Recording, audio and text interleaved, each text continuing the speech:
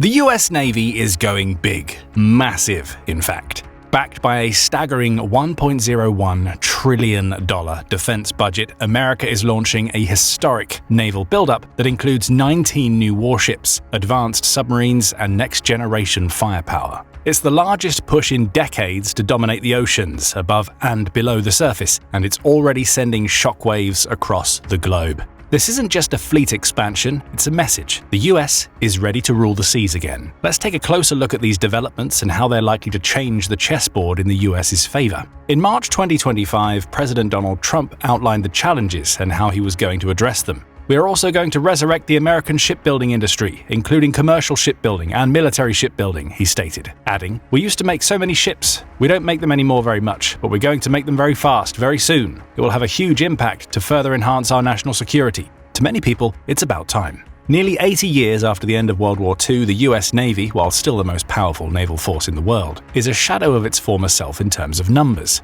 In 1946, the US boasted some 1,248 military ships. In 2025, it has just 297. Today's vessels are undoubtedly much more technologically advanced and pack outrageous firepower than that massive post-war fleet. However, the smaller fleet size means the US Navy no longer has sufficient vessels to respond to crises in various parts of the world simultaneously, let alone engage in conflict in multiple theaters. This state of affairs was highlighted in early 2025 when ongoing hostilities in the Middle East forced the US to deploy 2 of its 11 active aircraft carriers to the Red Sea, the USS Carl Vinson and the USS Harry Truman. This resulted in a limited US carrier presence in the high-priority Indo-Pacific region, as some carriers were in maintenance, returning from deployment or undergoing workup, though the Nimitz Carrier Strike Group was still deployed to the area in March 2025. With China's growing maritime power in the region being identified by the US as its primary military concern, that situation is clearly far from ideal. That's not to say the US Navy is no longer the most fearsome presence on the waters. The US boasts 11 nuclear-powered aircraft carriers, 10 of the Nimitz class and 1 of the new Ford class, which is intended to replace them over time.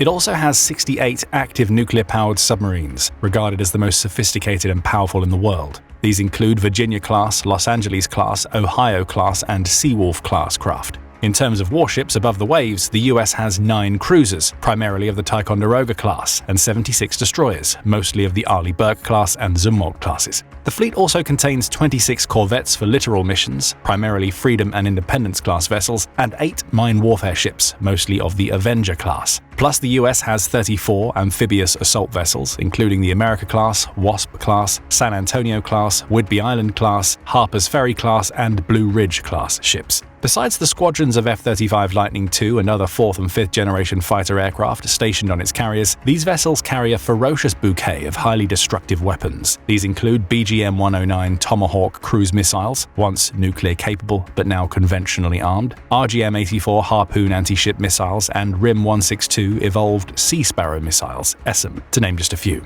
Make no mistake, the US Navy still dominates the world's oceans. So why the increased urgency in resurrecting US naval power, as Trump put it? His decisive action in this regard, which we'll get to shortly, are a continuation of initiatives started during the administration of his predecessor, President Joe Biden. No world leader in their right mind underestimates the power of the US fleet, particularly the US's main rivals, China, Russia, Iran, and North Korea. Nobody doubts the US's ability to keep producing cutting-edge, world-leading weapon systems. Rather, the concerns have been about the US's ability to maintain its naval dominance going forward in terms of numbers. Defense analysts have been sounding the alarm for years about the eroded state of the US shipbuilding industry, both commercial and military. While the likes of China, Japan, and South Korea's shipbuilding prowess go from strength to strength, Japan and South Korea are, of course, deep allies of the US, so the growth of their naval industries is much less of a concern and may actually offer a way for the US to rapidly increase its fleet. Russia, Iran, and North Korea are somewhat of a threat in their regions. However, while all three have been steadily upgrading and expanding their naval power, all lag far behind the US. They've also long since given up on competing with the US as a naval power and are predominantly focused on other areas of military production like missiles, electronic warfare, and now the ubiquitous drones. But China's burgeoning naval might is a growing problem. Before the turn of the century, China's navy had been a capable but limited force, primarily focused on coastal defense. In the current century, however, boosted by exploding financial growth as a result of becoming more or less the world's factory, the Chinese navy has in some respects already overtaken the US, and the rate at which its naval output is outpacing the US is growing alarmingly. In 2025, the People's Liberation Army Navy, or PLAN, had 1,010 ships in active service, although 466 of those are support ships of various kinds, 27 are cargo ships and 51 are classified as other, i.e. not strictly military ships.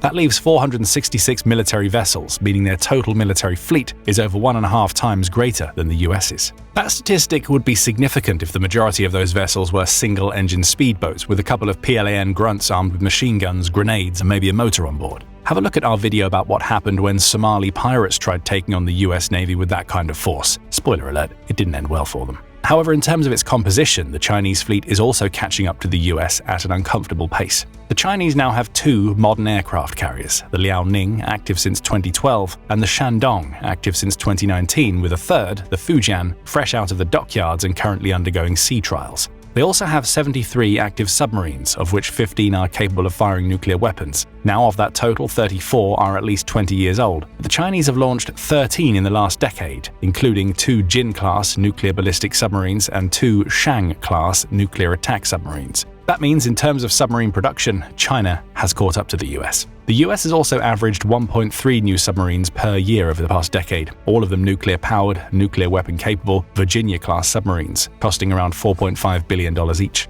The long-awaited Columbia-class nuclear-powered submarine, capable of fielding both conventional and nuclear-tipped ballistic missiles, has been in production since 2021, but is now only expected in 2031.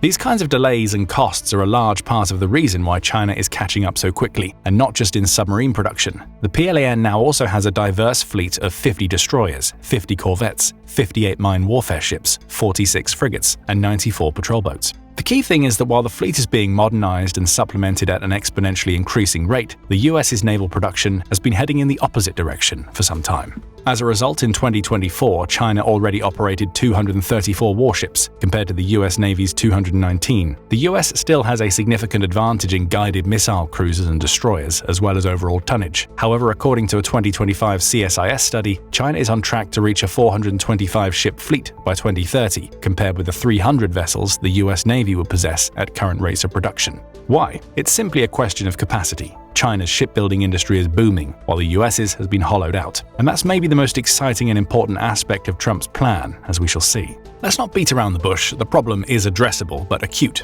During the Second World War, the US pumped out 2,000 ships per year. That included 24 Essex-class aircraft carriers, at an average rate of 1 every 2 months for 4 years. Today, it takes a decade to commission a new Ford-class carrier after already laying down its keel, let alone complete it. Granted, those ships weren't nuclear-powered and were nowhere near as large, sophisticated, or powerful as the Ford-class carriers the US has today, but still that rate of output and at world-leading quality is a key reason why the US Navy and the maritime industry in general dominated the oceans unrivaled for decades. But things change. By the 1970s, the US economy had grown and shifted into new industries and technologies, in no small part due to the US's role as a policeman of the oceans. Trade and industry globalized, and new players entered old industries. US shipbuilding had begun to atrophy, but American shipyards were still building about 5% of the world's tonnage, up to 25 new ships per year, mostly commercial but some military. By the 1980s, however, the combined output had dropped to its current rate of around 5 ships per year, where it has remained to this day. That's a mere 0.13% of the world's global shipbuilding market. As a result of all this, the entire US-registered fleet of ocean-going commercial ships numbers fewer than 200 vessels, out of a global total of 44,000. By contrast, in 1951, the US merchant marine transported a third of all global trade.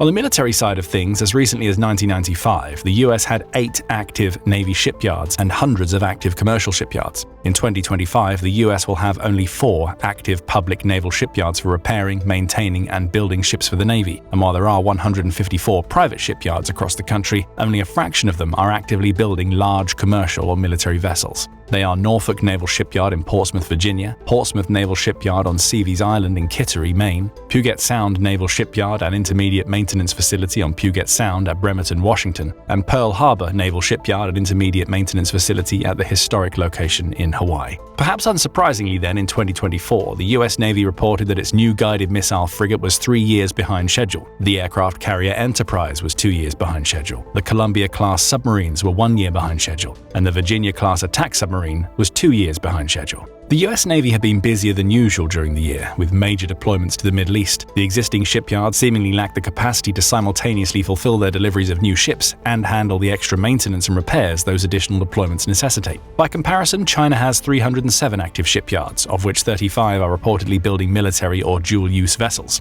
While China's total shipbuilding capacity per year is unclear, it's certainly orders of magnitude greater than the US's 4, however superior the US ships may be. In fact, 232 times greater to be exact, according to a leaked US Navy brief. What that means, according to the CSIS report, is that China's State Shipbuilding Corporation, China's largest state-owned shipbuilder, built more commercial vessels by tonnage in 2024 than the entire US shipbuilding industry had since World War II.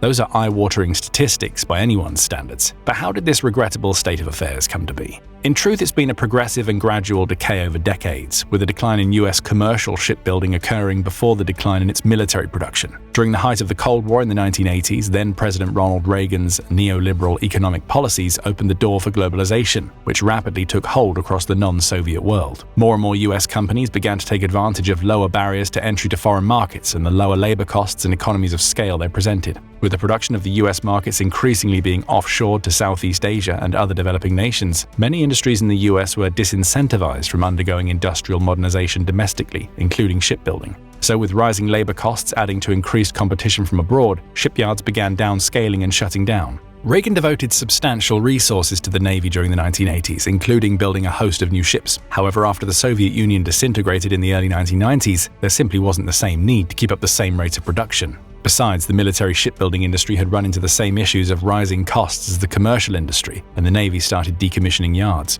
In 1996 and 97, it turned over the Philadelphia Naval Shipyard to Philadelphia, Charleston Naval Shipyard to North Charleston, Long Beach Naval Shipyard to Long Beach, and Mare Island Naval Shipyard to Vallejo. Later in 2011, the New Orleans Naval Station, which had never been a formal naval shipyard but did build vessels during World War I, was decommissioned and turned over to the city under a redevelopment initiative known as Federal City. That left just 4 active public naval shipyards to handle all of the Navy's maintenance, repair, and shipbuilding needs. But lack of capacity isn't the only issue the US will have to solve if it wants to seize the initiative in what's fast becoming a naval arms race back from China. In a thorough 2024 internal review of its shipbuilding processes, the Navy found that 3 other issues contributed to the hiccups in being able to deliver its objectives. Firstly, in recent times, supply issues resulting from the COVID-19 pandemic led to delays across the board, which have been compounded and exacerbated by other factors. The global supply shock caused by pretty much the entire world's governments deciding to lock down their populations and stall their economies simultaneously for months on end affected all supply chains, not least the US Navy's.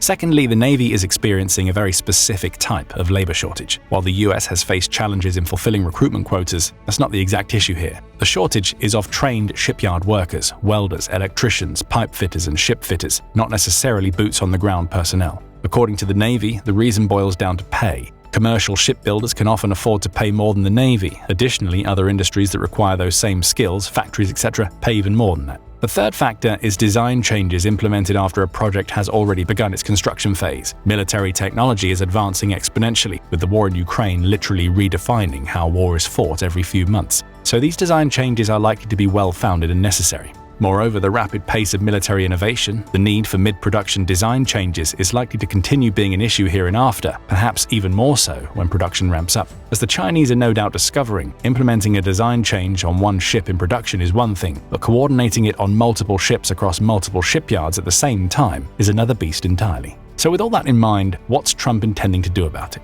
The most decisive steps he's taken yet are outlined in the proposed $1.01 trillion national defense budget request for fiscal year 2026. That's a record defense spend, a 13.4% increase from fiscal year 2025, which was also a record. Included in it is $292.2 billion for the Navy, along with $197.4 billion for the Army, $301.1 billion for the Air Force, and $170.9 billion defense-wide. The breakdown of the Navy's funding reflects its pivot in recent years toward becoming a more modern, flexible fleet with more amphibious capability. This shift is also evidenced by the US Marine Corps returning to its maritime roots with its advanced base doctrine after decades of being a kind of second army. The standout item is the commissioning of 19 new ships with a focus on agility. For starters, there's another Columbia-class nuclear ballistic missile submarine and 2 Virginia-class attack submarines. That brings the US a bit closer to China's 73-strong submarine fleet, though 5 more would still be needed to reach full parity in raw numbers. There are also two Arleigh Burke-class guided missile destroyers, which proved to be agile and effective during the US's missions in and around the Red Sea in 2024 and 25. However, the emphasis on agile amphibious operations is unambiguous, especially with the developments in the Marines we just outlined. Also on the list are one America-class amphibious assault ship, one San Antonio-class amphibious transport dock, and 9 medium landing ships.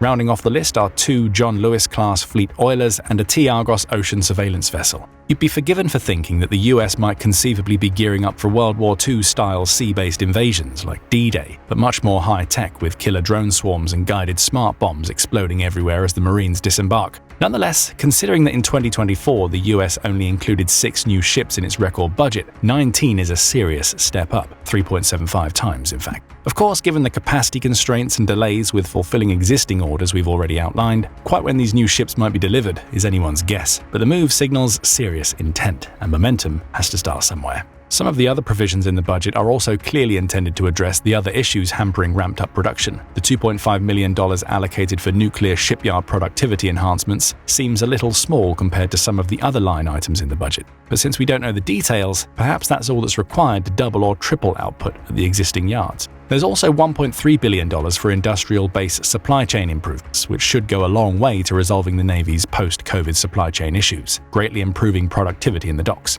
But perhaps most importantly, there's $160 billion allocated for enhancing military readiness and training, as well as quality of life improvements for service members and their families. That includes a 3.8% pay rise and a $5 billion investment in unaccompanied housing for service members. Assuming these or similar benefits are made available to the shipbuilding labor force, the labor shortages that have hampered production should be much easier to fill. All things considered, these measures are a massive boost for the US Navy, and maybe the start to a US shipbuilding juggernaut rolling again. Another major step would be if the Save Our Shipyards Act is adopted. The proposed bipartisan bill, introduced in March 2025, would establish a national commission to investigate the condition of the US maritime industry and recommend steps to revitalize our maritime industrial base. Time will tell if it's all too little too late. However it all turns out, we'll be covering it, so make sure you subscribe to the channel to keep getting the inside story. Thanks for watching.